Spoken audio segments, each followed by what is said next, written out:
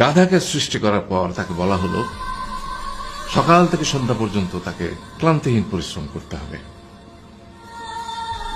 সারা জীবন তাকে পিঠে ভারী বোঝা বইতে হবে, খেতে পাবে শুধু ঘাস, আর তার মাথায় কোনো বুদ্ধি থাকবে না। তার আয়ু হবে 50 বছর।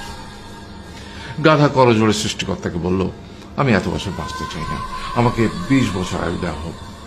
সৃষ্টিকর্তা সেটাই মঞ্জুর করলেন। কুকুরকে যখন সৃষ্টি করা হলো তখন তাকে বলা হলো যে সে হবে মানুষের সবচেয়ে বড় বন্ধু, কিন্তু সে খাবে মানুষের উচ্ছিষ্ট, এবং তার আয়ু হবে 30 বছর।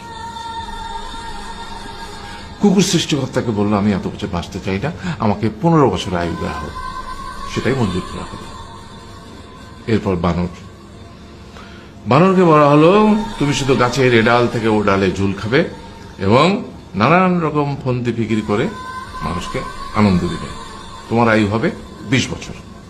মানুষ বলল, আমি 20 বছর বাঁচতে চাই না, আমাকে 10 বছর দেওয়া হোক।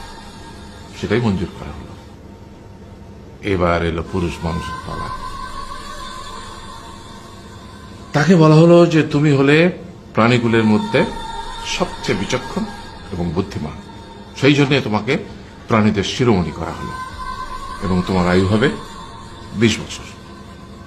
তখন পুরুষ মানুষ বলল, করজোড়ে বলল সৃষ্টিকর্তাকে যে 20 বছর আয়ু অত্যন্ত কম, হে প্রভু, আমাকে ওই গাধার সে যে 30 বছর আয়ু চায়নি সেটা আমাকে দেয়া হোক, ওই যে কুকুর 15 বছর ফিরিয়ে দিয়েছিল সেটাও আমাকে দেয়া হোক, আর যে বানর 10 বছর নেয়নি সেটাও আমাকে দেয়া হোক।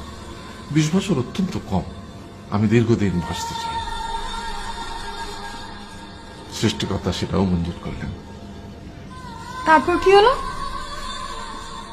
সেই থেকে ছেলেরা পুরুষ মানুষ হিসেবে বাঁচে 20 বছর, তারপরের 30 বছর সংসারের বোঝা পিঠে করে বয়ে বেড়ায়, সেটা কার মতো? গাধার মতো। তারপরের 15 বছর সে তার ছেলে মেয়েরা যা দেয় সেই রকম ঠিক কুকুরের মতো উচ্ছিষ্ট খেয়ে বাঁচে।